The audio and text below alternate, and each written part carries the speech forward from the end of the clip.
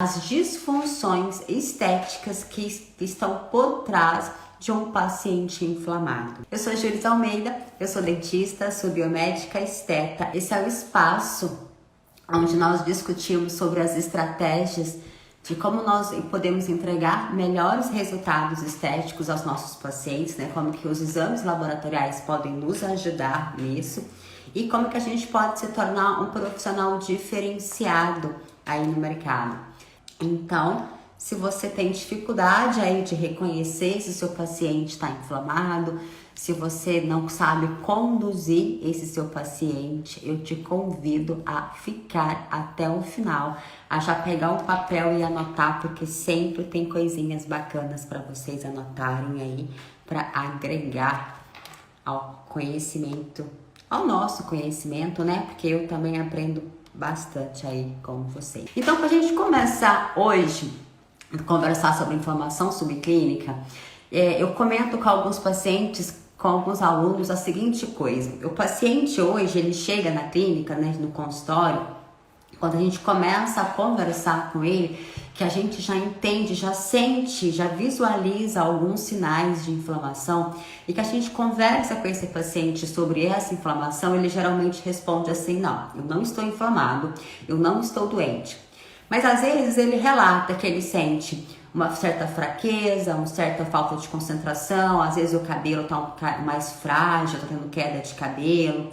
Pacientes também podem relatar que estão com a movimentação limitada, né? Como se ele estivesse assim, meio que enferrujado, meio que com as articulações mais endurecidas, né?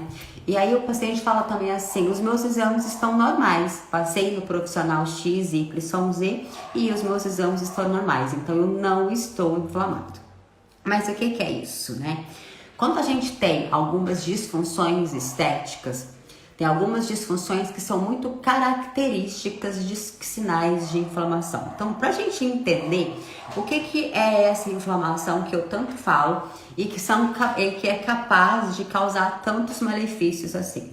Então, se vocês ouvirem eu conversar ou qualquer outro lugar onde que a gente usa a expressão inflamação subclínica, inflamação crônica, inflamação tardia, inflamação silenciosa, ambos têm o mesmo significado, é a mesma coisa, tá? Eu normalmente falo muito em inflamação crônica e inflamação subclínica. E por que elas têm esse nome, né? Por que ela tem esse nome? Porque a inflamação, quando ela é subclínica, ela é silenciosa. Então, o que acontece? O paciente, ele não apresenta sinais e sintomas. O paciente, ele leva uma vida normalmente, ele passa anos, décadas apresentando uma inflamação subclínica e ele vive como se absolutamente nada tivesse ali acontecendo. E a essa inflamação subclínica, ela se torna para nós profissionais estetas algo muito importante, porque essa inflamação ela é capaz de ativar citocinas, um grupo de citocinas inflamatórias. O que é isso? São proteínas, né, que disparam reações no nosso sistema imunológico, fazendo com que essa inflamação acometa órgãos, sistema, tecidos do nosso corpo. Normalmente, a inflamação subclínica, os órgãos que ela mais acomete são as articulações, as artérias, o intestino, o sistema neural e os hormônios. Isso justifica o porquê que nós estamos tendo cada vez mais pessoas com doenças degenerativas, que são aí mal de Parkinson, que são Alzheimer, pessoas com câncer, porque a gente tem essas células, essa inflamação, elas são capazes de ativar muito uma série de radicais livres e conforme aumenta esse estresse oxidativo ou conforme vai aumentando um certo tipo de radicais livres no nosso corpo, esse radical livre tem a capacidade de modificar, de atrapalhar o DNA da célula. E quando nós temos uma célula que muda ali o DNA, essa célula se torna uma célula defeituosa, uma célula problemática e ela pode vir a desenvolver um tumor. Quando nós temos muitas pessoas hoje com depressão, com bipolaridade, com distúrbio de humor em diferentes graus, em diferentes tipos. Por que que isso acontece? Porque essa inflamação subclínica ela é capaz de alterar os seus hormônios. Se altera os nossos hormônios, a gente perde aí o controle do nosso corpo, né? Porque os hormônios, eles são substâncias extremamente importantes para delegar funções e para exercer funções no nosso corpo, como também bem-estar. Então nós temos muitas pessoas aí inflamadas, assim como muitas pessoas com mal de Parkinson, com Alzheimer. Inflamação no intestino, gente, tem muito. O que que isso acontece? Essa inflamação ela é proveniente de uma alimentação errada, de uma cultura de alimentação errada. Eu não sei se vocês têm o hábito de leitura ou de pesquisar, mas há alguns anos atrás, nós tínhamos uma pirâmide alimentar. E essa pirâmide, ela tinha como alimento principal para nós, era o carboidrato. Por quê? Porque antigamente eles acreditavam que o carboidrato, por ele ser um alimento que nos fornece energia, era o alimento de maior importância para nós. Harvard divulgou recentemente, quando eu falo recentemente, é coisa de talvez assim 10, 5 anos para cá, tá? Porque na ciência 10 anos é precoce, é novo.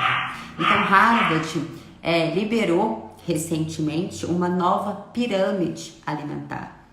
E essa pirâmide coloca os carboidratos não mais no topo, coloca o carboidrato na base, ou seja, o carboidrato ele deixou de ser um alimento importante e ele passou para ser um alimento dos menos importantes. Então hoje nós temos que comer muitas saladas, as leguminosas, proteína e por fim o carboidrato.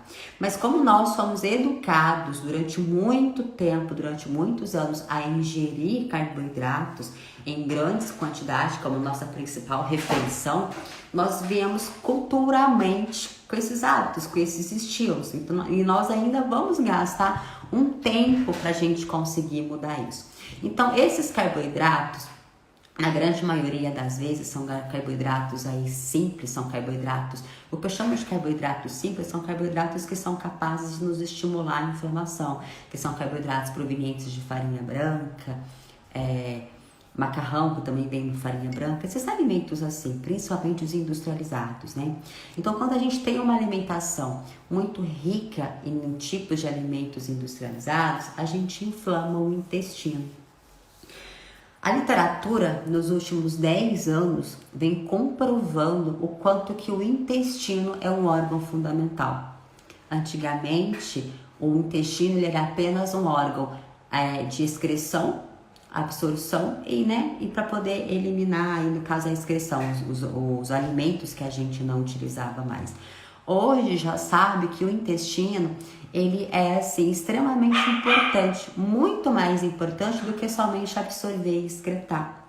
E quando nós temos uma inflamação a nível de intestino, que isso vai progredindo, que isso vai ficando crônico, né, vai se estendendo, essa inflamação ela é capaz de acometer órgãos distantes e todos os tipos de órgãos distantes. Para nós, esteta, interfere diretamente na nossa casca. O que é a nossa casca? Pele, cabelo, unhas. Mas também ele é capaz de acometer outras substâncias, outros sítios que interferem no nosso trabalho. Quando nós temos uma inflamação a nível intestinal, nós temos uma alteração de hormônios, nós temos uma alteração de vitaminas, de proteínas, de minerais, de enzimas que o nosso corpo necessita. E essas alterações fazem com que a gente comece a ter algumas disfunções estéticas e potencializar essas disfunções estéticas. Então, assim, antigamente, quando o nosso corpo ele recebia alimentos mais saudáveis, o nosso corpo por si só ele era capaz de combater as agressões que ele tinha no dia a dia. Hoje, como nós estamos com uma alimentação muito mais errada, uma alimentação muito mais inflamatória, o nosso corpo ele está carente desses alimentos, desses nutrientes essenciais e ainda está tendo que lidar com o excesso de inflamação que a nossa alimentação está causando. Assim, só o fato de nós respirarmos, nós produzimos radicais livres. Mas o nosso corpo ele foi preparado para isso. Por quê? Porque nós precisamos de ter também um pouco de radicais livres para que a gente possa ativar o nosso sistema imunológico, nosso sistema de defesa. Então, nosso corpo, muito sabiamente, sabendo que nós estamos em contato direto com radicais livres, principalmente que um deles, né, são os radicais livres provenientes do oxigênio, que o oxigênio é um gás essencial para a vida, o nosso corpo ele é capaz de produzir enzimas antioxidantes naturais para controlar aí esses radicais livres. Então a gente tem contato, né, com o estresse, contato com o agressor, contato com radicais livres, mas o nosso corpo por si só ele é capaz de neutralizar e de controlar isso. Isso no passado, quando a nossa alimentação era menos rica em veneno, era menos rica em agrotóxicos, em conservantes, em corantes, e era uma alimentação mais saudável. Então, antigamente, quando nós tínhamos a capacidade de nos nutrir adequadamente, o nosso corpo era capaz de fazer essas adequações. Hoje, como a nossa alimentação ela está muito errada, muito mais para uma alimentação inflamatória, e aí nós entramos em duas vertentes. Se a alimentação é inflamatória, eu inflamo o meu intestino. Se eu inflamo o intestino, eu perco a capacidade de absorção dos nutrientes, eu faço com que esse intestino se torne mais permeável, então eu deixo as portas abertas para a entrada de patógenos.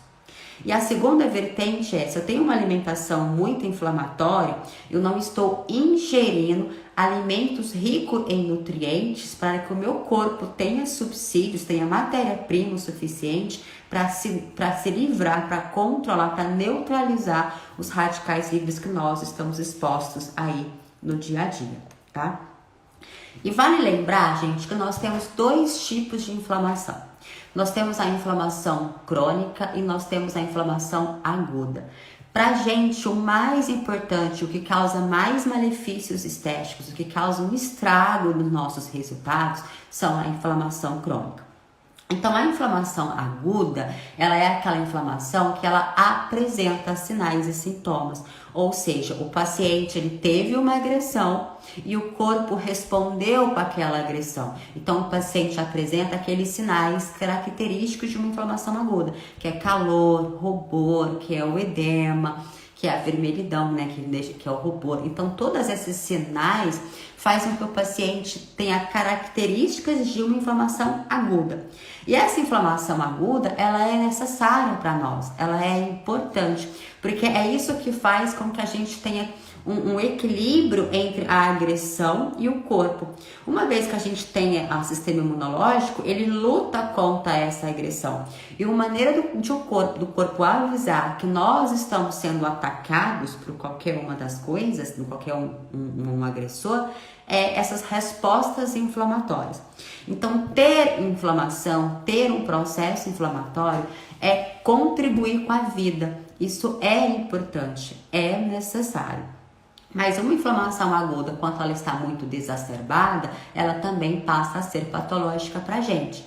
Mas aí, quando todos os sinais ficam muito ativos, o paciente geralmente procura um recurso, ele encontra qual que é a agressão, qual que é o motivo ali daquela inflamação, ele cuida, ele se trata e resolve o problema. É tão importante essa inflamação aguda pra gente, que se a gente for pensar, por exemplo, assim, se a gente espeta uma ferpa no dedo, né, na pele, esse processo faz com que haja ali uma inflamação e essa inflamação vai expulsando esse agressor. Então, a inflamação aguda é extremamente importante para nós, tá? Agora, as coisas mudam de figura um pouco e bagunçam muito o nosso corpo quando a gente tem uma inflamação que ela é crônica. Por que é crônica? Porque ela é uma inflamação contínua, silenciosa, e ela vai fazendo com que o paciente comece a ter vários estragos por dentro do corpo. Estragos é uma forma muito grosseira da gente poder pensar sobre isso, né? Mas isso vai atrapalhando todo o sistema. E o paciente ele consegue viver assim anos e anos e anos sem desconfiar que ele está tendo uma inflamação aguda. Aguda não, desculpa, uma inflamação crônica. Durante muitos anos, durante muitas décadas, a pessoa consegue viver sem ela apresentar sinais e sintomas que são característicos de que ela está tendo uma inflamação crônica. E aí, gente, 55%, isso é estudos agora dos últimos 5 anos, vem comprovando que 55% das pessoas que apresentam inflamação subclínica são pessoas que só descobrem que tem essa inflamação quando tem uma morte súbita. Agora pensa, depois que morreu, depois que teve um infarto, depois que teve um AVC, precisa de descobrir que morreu inflamado? Já morreu, tinha que ter descoberto antes. Então veja bem, se 55% das pessoas só descobrem que tem uma inflamação depois que tem uma morte súbita, vocês conseguem perceber que existe uma falha no sistema? Que os profissionais da saúde não estão conseguindo diagnosticar e trabalhar nisso com eficiência.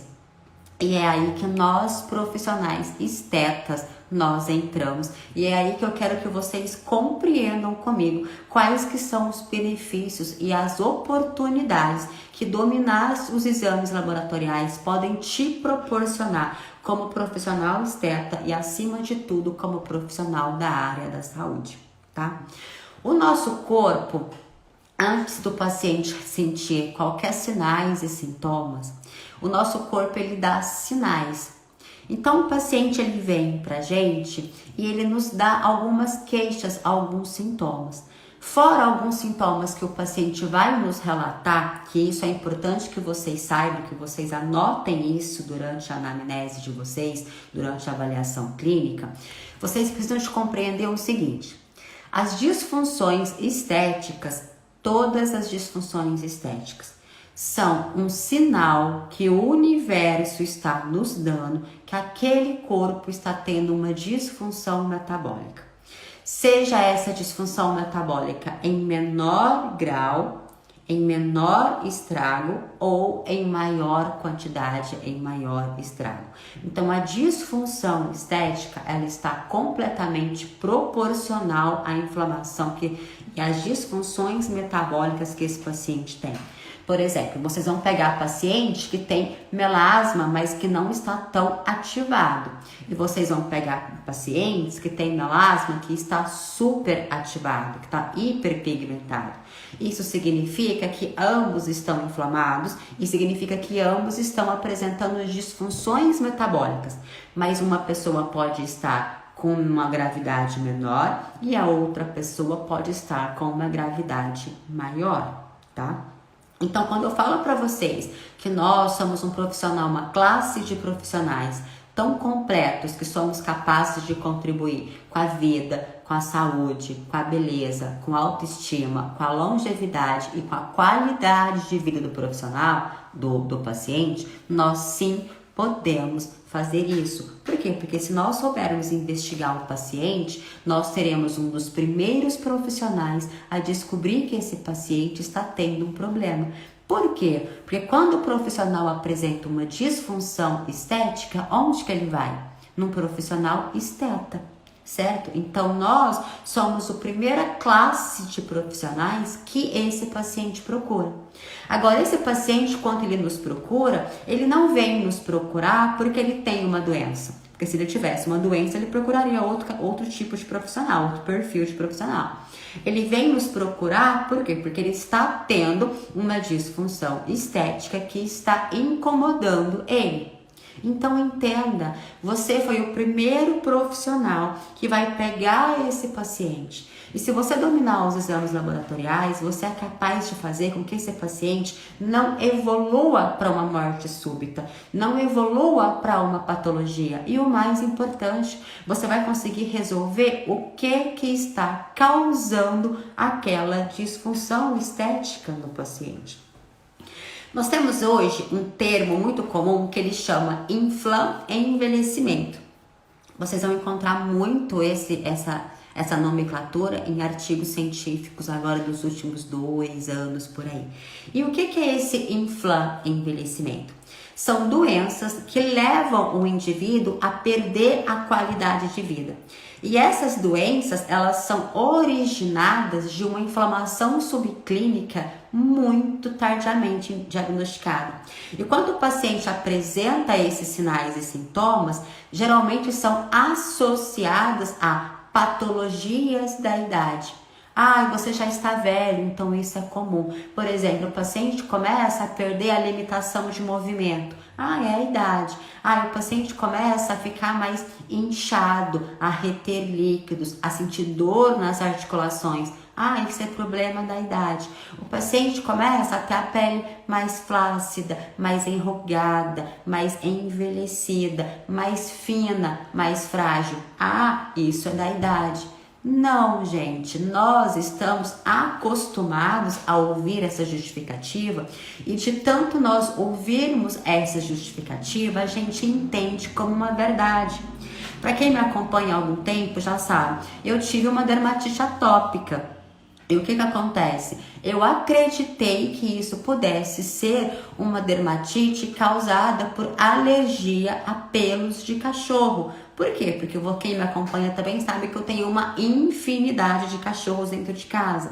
E eu tenho contato direto com eles. Eu encosto a minha pele no corpo deles. Eles dormem na minha cama. Eu tô sempre com o cachorro no colo. E aí o meu pai me dizia que a minha pele era feia, grosseira, cascuda, por causa de pelo de cachorro. E eu ouvi tanto isso que eu acreditei que aquilo fosse uma verdade. Certo? E aí depois a gente foi estudando, evoluindo e viu que não era isso, que eu estava inflamado.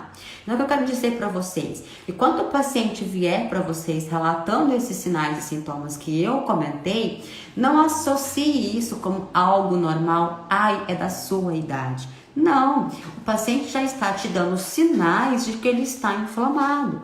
Um paciente que vem com diferentes tipos de acne, um paciente que tem telangiectasia, um paciente que tem rosácea, um paciente que tem queda de cabelo, um paciente que tem muita olheira, que seja ela para mais negroide, que seja ela para bolsas, que seja ela para flacidez, independente do tipo de olheiras, são características e sinais que o corpo está querendo te passar assim: socorro, eu não estou bem, se você não cuidar de mim, eu vou só piorar e eu vou evoluir para uma morte súbita.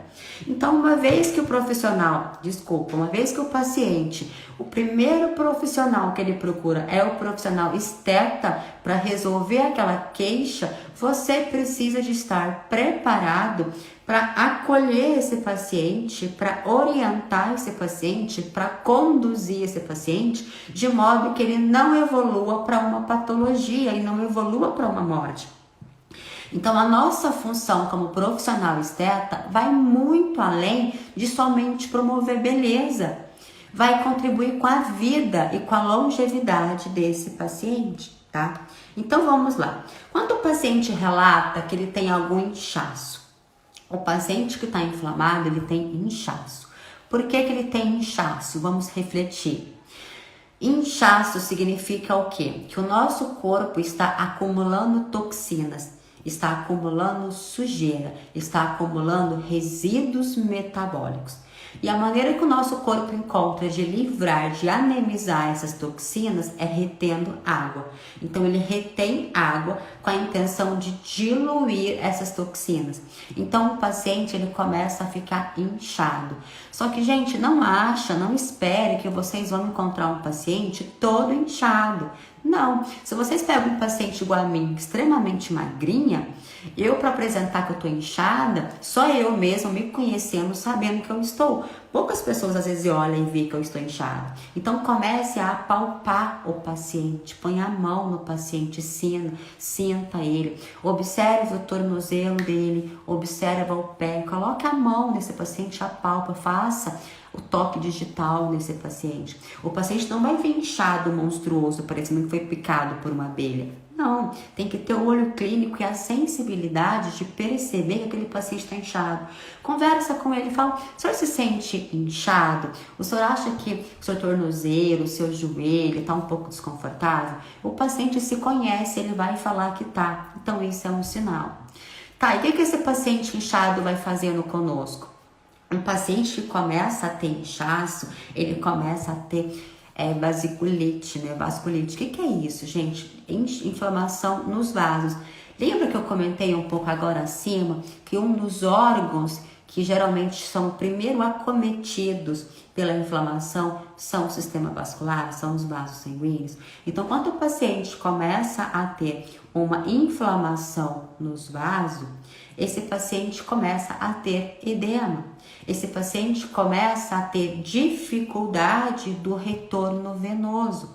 Se ele tem dificuldade do retorno venoso e está tendo extravasamento do líquido para fora da célula, para fora, indo para o tecido, esse paciente vai começar a apresentar disfunções estéticas. Quais? Primeira coisa, ele vai começar a ter a formação de novos vasinhos. Por que isso? Porque o corpo entende que ele está com dificuldade de fazer o retorno venoso. Se tem essa dificuldade, o corpo muito sabiamente começa a formar novos vasinhos e vasinhos secundários para ajudar nesse retorno. Outra coisa, se o paciente começa a ter edema e se ele começa a ter extravasamento do líquido, esse paciente vai começar a ter a formação de celulites. Celulites em diferentes graus, de acordo com o tipo de inflamação que esse paciente está tendo. Um paciente que está inflamado e que está tendo celulite, ele progride para um acúmulo de gordura localizada. Gordura localizada causa o quê? Inflamação local. Inflamação local faz com que o paciente aumente as citocinas, consequentemente aumenta a retenção de líquido, aumenta a formação de vasinhos, diminui a oxigenação daquela região, o paciente entra em apóxia. E tudo isso está originando de onde? De uma inflamação subclínica que o paciente não sabia que tem. Então é importante que você descubra, que você entenda que esse paciente está te dando sinais de que ele não está bem. Se vocês saírem daqui hoje compreendendo que você é um profissional esteta e que é o primeiro profissional que um paciente vai procurar, eu já estou satisfeita. Para minha live, esse bate-papo, essa conversa de esteta de hoje já valeu a pena, tá? Outra coisa, o paciente também vai relatar dificuldades de movimentação. A gente entende, nós acreditamos que um paciente, quando é novinho, tem mais flexibilidade, consegue subir e descer escadas, sentar nas diferentes posições possíveis. E um paciente, conforme vai ficando idoso, ele vai perdendo a sua movimentação, vai se entrevando e a gente vai achando que aquilo é normal. Não é normal. Eu comentei com vocês também, agora um pouco acima, que a inflamação subclínica, ela acomete as articulações. Vocês já ouviram falar em paciente gotoso? O que é um paciente gotoso? É um paciente que começa a acumular ácido úrico nas articulações. Por que isso acontece? Porque está inflamado, o paciente começa a ter um excesso de ácido úrico, o corpo não consegue eliminar aquele ácido úrico e ele tem uma tendência, um tropismo, uma facilidade para acumular nas articulações. Então isso faz com que o paciente perca um pouco a movimentação e ele começa a sentir dor. Eu já fiz uma conversa de esteta sobre excesso de ácido úrico, sobre paciente gotoso. Se você quer se aprofundar um pouco mais sobre isso, eu te convido a assistir, tá? Talvez é mais fácil você achar essa live lá no YouTube, é mais fácil de procurar, mas está aqui também no feed do Instagram, tá? Então o paciente relatou, eu já tô subindo escada com mais dificuldade, tenho dificuldade para dobrar o joelho, tenho dificuldade para subir, tô com cansaço. O paciente já está te dando sinais que ele está tendo uma inflamação subclínica, tá? Então fique atento aos sinais. Quando eu falo para vocês assim, esteta, conversem com seu paciente, faça uma boa anamnese, dedica tempo para fazer uma boa avaliação clínica. É por quê? Porque esses sinais são informações importantes. Só que são informações importantes para quem entende de fisiologia, para quem entende de exames e para quem entende que essa é uma informação importante. Agora, nesse momento, para e pensa assim: quantas vezes o paciente veio para você com edema nas articulações e você não soube por quê? Quantas vezes o paciente veio para você, às vezes, com um melasma e você não sabe a causa? Quantas vezes o paciente relatou, às vezes, dor dor em tudo quanto é canto, que seja uma dor menstrual, que seja uma dor de cabeça absurda, que seja, sei lá, e que você deixou passar desapercebida essa informação. E essas informações são sinais que ele tá te dando de que não tá bem, tá? Então nós temos que todas as informações que os pacientes nos passam são informações importantes. Se o paciente relata queda de libido, gente, queda de libido não é normal. Nós precisamos de ter libido. Libido faz parte de saúde, tá? Então, se o paciente relata, eu tenho queda de libido, nós temos que investigar. Por quê? Porque esse paciente pode estar tendo uma inflamação em ovário, uma inflamação em útero, uma inflamação na próstata, uma inflamação nos testículos. E isso faz com que há uma desorganização da produção de hormônios, um desequilíbrio hormonal. E, consequentemente, esse paciente diminui o libido. Então hoje, gente, quantas vezes, quantas mulheres não chegam na nossa clínica, no nosso espaço, que você vai conversar com ela, o libido tá no negativo, ela não sabe nem o que é libido. Então isso não é normal. Se a paciente não tem libido, significa que ela está tendo um declínio hormonal. Por que ela está tendo esse declínio? Nas mulheres é muito comum um paciente que faz uso de anticoncepcional ter esse declínio hormonal. Mas vocês vão pegar muitos pacientes que não estão fazendo uso de anticoncepcional e têm uma queda de libido. Por quê? É um sinal que o corpo está te passando que está tendo um desequilíbrio hormonal. Você precisa investigar, porque se você fecha os olhos para isso, esse desequilíbrio hormonal vai fazer com que o paciente apresente disfunções estéticas, disfunções de pele. E como que você quer corrigir essa disfunção se você não foi lá na base? Então é importante que a gente verifique tudo isso, tá? Cabelo, quando o paciente relata que tem um cabelo frágil, quebradiço, fino, queda de cabelo, investiga os minerais desse paciente, investiga a tireoide desse paciente, investiga os rins desse paciente, tá? Se esse paciente estiver fazendo uso de antidepressivo, aí sim esse paciente já está em total processo inflamatório, a tal ponto de já estar alterando os hormônios dele, o cérebro dele, a concentração dele. E vale a pena até você investigar se esse paciente não está tendo um estresse oxidativo muito grande, porque estresse oxidativo, nós temos um perfil de células que causa estresse oxidativo, que ele acomete as nossas células do sistema nervoso, que tem tropismo pelas células de gordura, o nosso cérebro é gordura, e esse paciente começa a ter sintomas depressivos. Sintomas depressivos, você também precisa obrigatoriamente investigar a tireoide desse paciente. Tireoide produz T3, hormônio da vida, nossa bateria. Se o paciente tem deficiência de produção de T3 livre, esse paciente começa a ter sinais e sintomas característicos com sintomas depressivos. E se não for muito bem investigado, esse paciente começa sim a ser tratado e medicado com antidepressivo, sendo que na verdade é só você fazer ajustes de tireoide e antioxidar esse paciente.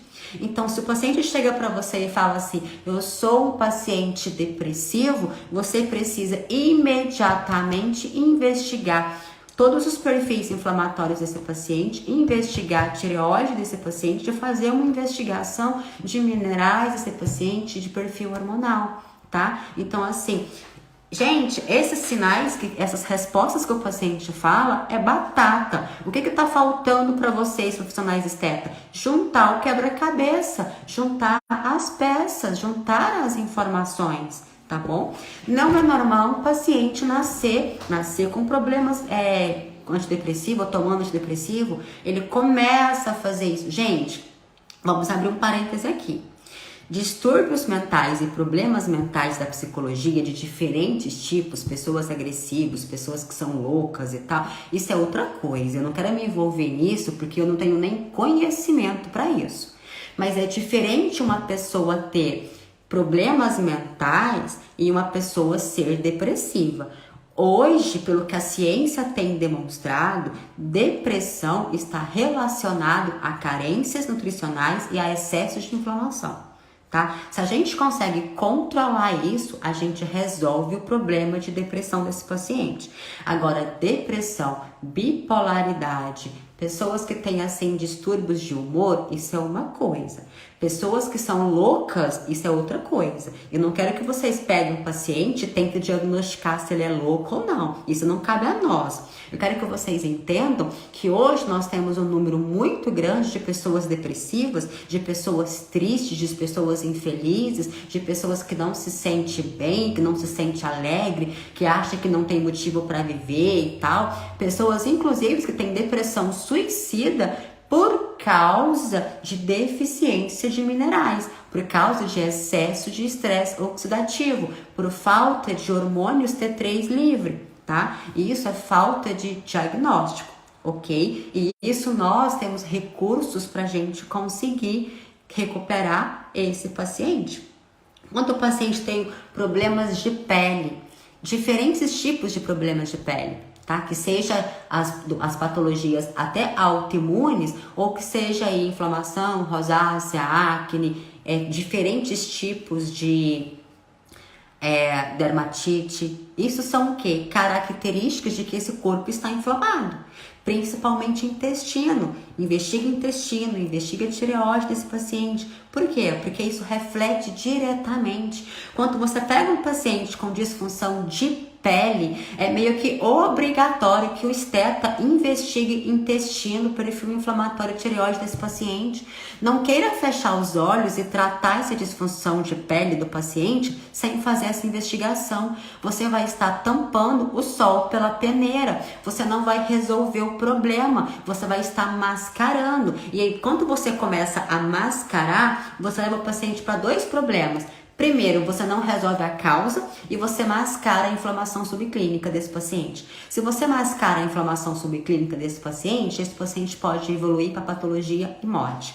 Então, tem problemas, tem disfunção estética, queira resolver a causa desse paciente, tá bom? Se o paciente tem olheira, gente, se o paciente tem olheira, é um sinal claro, é o sinal mais típico, é o sinal mais comum, mais visível, mais lindo que você vai ver de uma inflamação. Por que o paciente tem olheiras? Essa região dos olhos, os vasos sanguíneos são muito fininhos, são capilares extremamente fininhos. Se o paciente está inflamado, o sangue do paciente não circula tranquilamente. Por quê? Porque ele está cheio de toxinas, está cheio de açúcar, está difícil caminhar. Se está difícil caminhar, ele começa a acumular líquido. Se ele acumula líquido, a perder líquido dos vasos sanguíneos, a perder líquido da célula, aquilo cria um edema e vai dificultando ainda mais a circulação. Então, pacientes que têm edemas, que têm olheiras, você precisa investigar esse paciente. O corpo está te dizendo, estou inflamado, olha para mim, me dá atenção. Tudo bem? Intestino irregular. Quantas vezes vocês perguntam para o paciente como que está o intestino dele? Se ele faz cocô todos os dias, como que é o tipo de cocô, o cheiro desse cocô. Nós já conversamos sobre cocô várias outras vezes. Cocô é extremamente importante, o paciente tem que eliminar cocô. Se o paciente não faz cocô todos os dias, ele acumula toxina, gente. Presta atenção, o que é o cocô? Cocô, o nosso corpo decidiu assim, isso aqui eu não quero mais, eu já aproveitei tudo que eu queria, isso aqui vai pro lixo. Só que eu não jogo o lixo fora. Se eu não estou fazendo cocô, eu não estou jogando o lixo fora. Se eu não estou jogando o lixo fora, se eu estou guardando o lixo dentro de mim, o que eu estou fazendo? Ajudando a apodrecer, ajudando a aumentar toxinas, ajudando a inflamar. Então, gente, converse com o seu paciente, entenda o seu paciente melhor, tá? Veja como que o intestino desse paciente está. Bexiga, gente, verifica quantas vezes o paciente faz xixi, se ele vai ao banheiro com muita frequência ou não. Verifica a cor desse xixi, verifica o cheiro desse xixi, isso é importante. Gente, paciente que tem o cheiro fético é um paciente que está inflamado. Pessoas que não estão inflamadas não fedem. Então, às vezes vocês vão pegar posts aí da internet, por aí, ou até ver eu falando assim, gente, pacientes não precisam usar desodorante. Aí vocês vão falar assim, nossa, mas eu vou feder? Se você tá fedendo, é porque você tá inflamado. Já começa por aí. Isso é uma afirmação. Se você tem chulé, é porque você tá inflamado. Se o seu odor vaginal tá muito forte, Das duas umas, ou a sua higienização não tá legal, ou você tá inflamado. Ou seja, tudo está condizendo para a inflamação. Então, desodorante, gente, se o paciente está usando desodorante, é porque o paciente está inflamado. Uma coisa eu não quero suar, eu não quero transpirar. O suor, a gente necessita do suor. O suor é uma maneira que o corpo tem de eliminar toxinas. Mas nós não queremos suar. Nós não queremos sair de casa com uma roupa limpa, maravilhosa e levantar o braço, tá com aquela mancha de suor aqui debaixo do braço. Isso é feio, a gente não gosta. Isso faz com que o nosso ego fique ruim. Mas suar é uma coisa, feder é outra. Antidesodorante, o que ele é? Ele é um antitranspirante e ele mata as bactérias que estão te causando fedor. E aí o que acontece? Mascara a inflamação.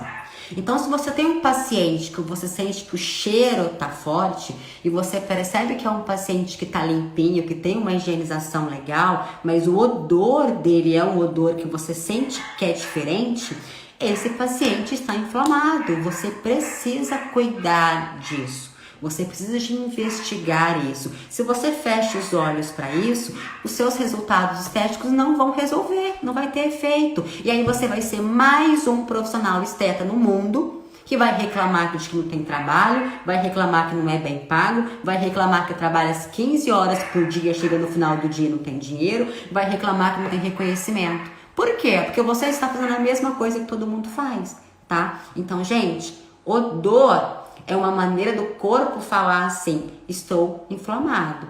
O que é o odor? São excessos de fungos, excessos de bactérias patogênicas. Se nós temos o excesso, o predomínio dessas bactérias, dessas substâncias no nosso corpo, nós vamos feder. Então fique atento se você está fedida. Se você está fedida, você precisa de investigar se você também não está inflamado, tá bom? Então aí nós vamos entrar agora nas objeções. Aí você vai falar assim, Jules, como que eu posso fazer para resolver isso? A primeira coisa você tem que querer investigar o seu paciente como um todo. Você precisa de querer avaliar o seu paciente. Você precisa de querer eliminar o mal pela raiz. Você querendo já é meio caminho andado. Segundo, você precisa investigar o seu paciente através dos exames laboratoriais. Veja bem, se 55% da população que tem inflamação morre tendo uma inflamação subclínica, o que isso significa? Que os profissionais da área da saúde não estão investigando corretamente. Tem uma frase que eu falo muito rotineiramente. As pessoas estão morrendo apresentando exames laboratoriais normais. Por que isso acontece? Porque falta profissionais que sabem ler os exames laboratoriais de acordo com os valores ideais e não os valores de referência. Então, se 55% das pessoas morrem e aí depois que vão descobrir que estavam com uma inflamação, está faltando profissionais no mercado competentes para saber investigar isso. Então, se você, profissional esteta, entender de exames laboratoriais, não serão somente os seus resultados estéticos que serão melhores. O seu diagnóstico será melhor, a sua consulta será melhor, o seu atendimento será melhor, a sua autoridade será melhor. O seu paciente vai começar a te idolatrar. Por quê? Porque ele percebeu que você quis cuidar da saúde dele. E um paciente que te enxerga como autoridade, você pode cobrar o preço que você quiser que ele paga. Por quê? Porque ele entende, ele reconhece que ele está em boas mãos. Ele entende a sua importância para com a saúde dele. Aí esse paciente vai ver que o cabelo melhorou, que a disfunção de pele sumiu, que o inchaço na barriga desapareceu, que o libido aumentou, que a disposição para fazer atividade física, atividade criativa, para investir em um novo projeto, ter disposição, que a alegria, que o humor dele melhorou depois que começou a tratar com você. Olha, você fez milagre? Não, você apenas soube investigar esse paciente e uma vez que você soube investigar, você sabe conduzir esse paciente para recuperar. Olha aí o tanto de maravilhas, olha a oportunidade que está na tua mão e você não está vendo, não está enxergando. Seja diferente, profissional esteta, haja diferente. Então, como que você pode resolver um paciente que está inflamado? Todos esses sinais e sintomas que eu já dei para você são características de que ele está inflamado. Aí você precisa de saber quanto que ele está inflamado, a gravidade disso. E isso você só vai conseguir saber através dos exames laboratoriais. Então, é um erro se o paciente chega para você com alguma disfunção estética e você não solicita exames.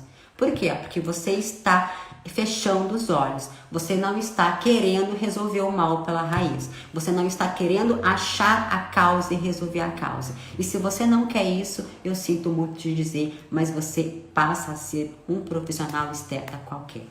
Tá? E se você é um profissional esteta qualquer, você não pode reclamar que não ganha bem, ok? Então, gente, hoje nós temos recursos, né? Hoje a medicina laboratorial, ela já está tão adiantada, tão evoluída, que hoje nós temos recursos precisos que conseguem identificar marcadores, que eu chamo de marcadores inflamatórios, que conseguem te passar assim, conseguem mensurar o quanto que esse paciente está inflamado, consegue te quantificar o quanto ele está inflamado, consegue hierarquizar da onde que está vindo aquela inflamação, a gravidade dessa inflamação. Então você consegue saber se ele está inflamado, o quanto ele está inflamado e de onde está vindo aquela inflamação. Aí você deve estar te perguntando assim, tá, Júlia, mas o que resolve eu solicitar exames laboratoriais? Eu descobri que ele está inflamado. Eu vou ter condições de desinflamar esse paciente? Claro que vai. Se você não tivesse condições de resolver o problema, eu não estava te apresentando o problema. Eu quero te apresentar o problema e a solução, tá? Então, o que acontece? Quando você dominar sobre os exames, você vai ter, sim, recursos de resolver. Porque, pensa comigo, o que resolve achar o problema e não ser capaz de corrigir? Pouco resolve. Então, eu vou oferecer condições e recursos para que você consiga achar e resolver a causa, tá bom? Então, gente, os marcadores inflamatórios, eles conseguem nos passar todas essas informações. E o mais importante, nós vamos ter conhecimento dessa informação muito precocemente, lá no início, antes do seu paciente entrar nos 55% que morre, antes do seu paciente desenvolver uma depressão, um câncer, um Alzheimer, uma doença cardiovascular. Ai, Júlia, se meu paciente já está depressivo e eu consigo ajudar? Você consegue ajudar o seu paciente em todos os graus, menos quando ele morre, porque quando morre já foi.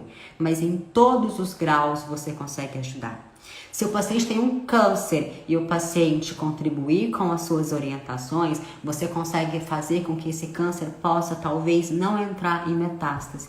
Se o paciente tem uma doença degenerativa, você consegue contribuir com esse paciente para que ele permaneça com a doença degenerativa, mas que ele seja mais funcional, mais útil, que essa doença se instale menos. Se o seu paciente está inflamado, você consegue desinflamar. Se o seu paciente tem uma disfunção estética, independente da qual que seja, corporal ou facial, você consegue reverter. Se o seu paciente está tendo um alto risco de desenvolver uma doença cardiovascular, você consegue reverter através dos exames laboratoriais. Então, gente, os exames laboratoriais é você estar com a faca e com o queijo na mão. Você só corta o queijo e come se você quiser. Mas isso depende de você, tá? Então, como que você pode conduzir isso dentro do seu espaço? Você precisa fazer uma boa anamnese, você precisa fazer uma boa avaliação clínica, junto com uma boa avaliação de exames laboratoriais. Se você não dominar os exames laboratoriais, não resolve se você chegar para o seu paciente e falar que ele está inflamado. Se você fala hoje para o seu paciente, estou inflamado, mas se você não comprova ali nos exames laboratoriais, ele vai falar para você o que eu comecei a live. O que eu comecei na live? Não, eu não estou inflamado, eu não estou doente. Eu acabei de passar no profissional X, fiz todos os exames, meus exames estão ótimos, então eu não estou inflamado. Agora, quando você dominar sobre os exames de acordo com os valores ideais, você vai pegar esses exames, vai mostrar para o seu paciente e falar assim, tá vendo isso daqui? Deu X, eu não gosto disso, eu prefiro isso. Tá vendo esse outro exame aqui? Isso significa isso, isso e isso, eu não gosto disso, nós temos que melhorar. E como que nós vamos melhorar? Vocês terão subsídios para fazer isso, tá? Aí outra coisa que vocês precisam de pensar em fazer para reverter o problema, para melhorar as disfunções estéticas, remover a causa. O que é a causa? Aí você vai ter que descobrir o que é a causa durante a anamnese, durante os exames. Mas eu já te afirmo, eu já te adianto, a causa são o excesso de fatores extrínsecos que esse paciente está tendo. Então isso hoje, o que causa muita inflamação? Alimentos inflamatórios. Gente, não queira solucionar o melasma do paciente se o seu paciente estiver muito glicado e se ele não estiver de acordo em desglicar. Se o paciente não te ajudar a desglicar, você não vai ter sucesso no melasma. Agora, por que você não tem sucesso no melasma? Porque você não soube explicar e apresentar artifícios para o seu paciente que ele entenda que se ele não cuidar dessa disfunção estética, ele vai vir a desenvolver um diabetes, vai vir a desenvolver uma doença cardiovascular, vai morrer precocemente. Quando você tem recurso e conhecimento para falar isso para o seu paciente com a cabeça erguida, com dignidade, confiante do que você sabe o que você está falando e demonstrando ali nos exames, o seu paciente vai sim querer desglicar. E se seu paciente concorda em desglicar, o seu melasma flui feliz, lindamente, maravilhosamente bem. E aí você vai falar assim, eu sou muito foda, tá vendo o seu melasma? Que ninguém quis cuidar, que ninguém soube cuidar? Pois é, eu soube cuidar. Eu sei cuidar, eu consigo cuidar. Porque o que eu vejo que os alunos comentam? Comentam antes de fazer meu curso, comentam antes de me conhecer. Eu não sei como fazer com que o paciente colabore com o tratamento. Essa vai ser uma objeção que você vai deixar para trás. Com os exames laboratoriais e você comprovando e demonstrando para ele por A mais B como que é, o paciente vai entender a real necessidade dele te ajudar. Porque o paciente não quer morrer. O paciente não quer ficar doente, o paciente não quer ter um câncer, o paciente não quer ter um Alzheimer, o paciente não quer ter uma doença cardiovascular, o paciente não quer ficar velho precocemente. Então, se você parte para o emocional e comprova ali nos exames, ele vai colaborar. E se ele colabora, a disfunção estética desaparece. Então, aí você resolveu o problema. Então, assim, gente, meu paciente não quer colaborar, a culpa não é do seu paciente, a culpa é sua.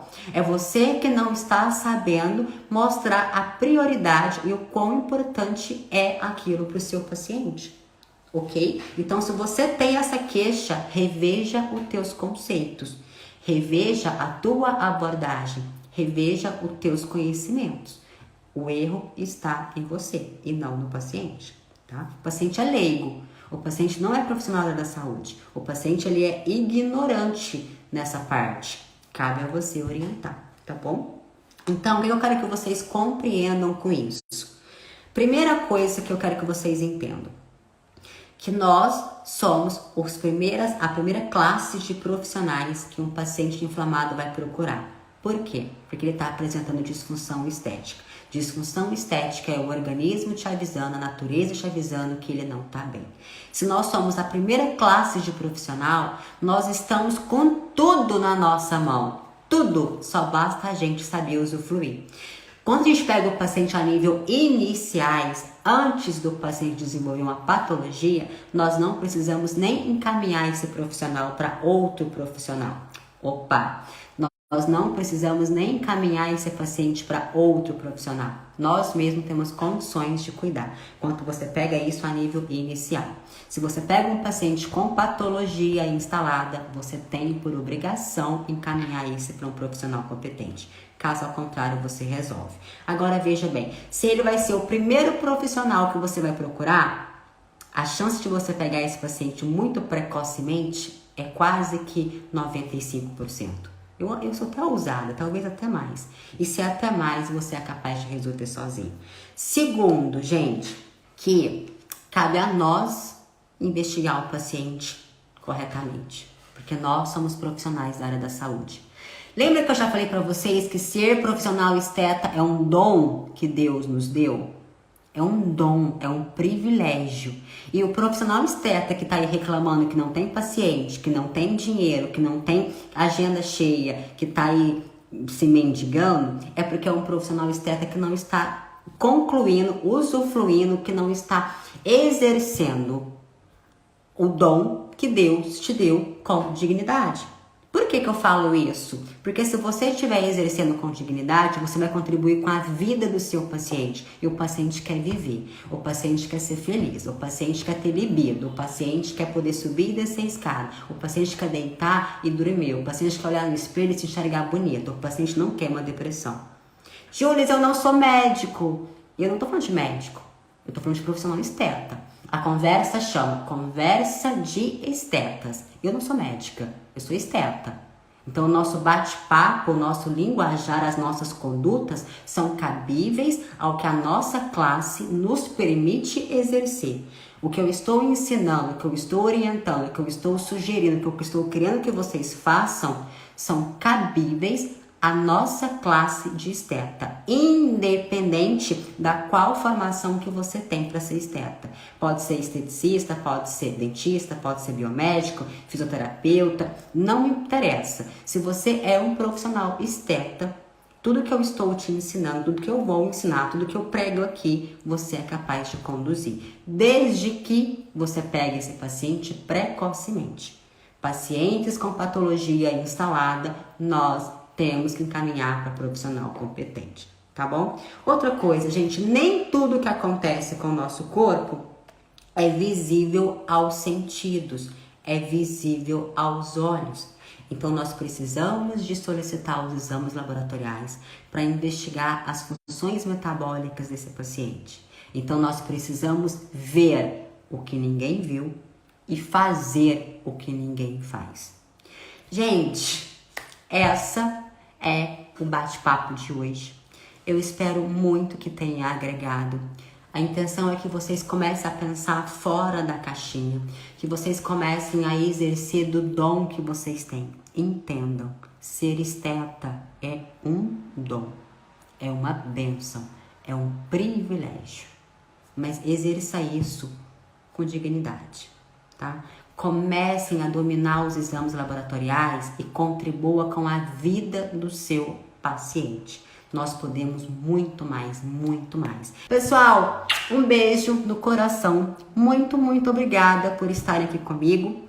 Fiquem com Deus e até a semana que vem.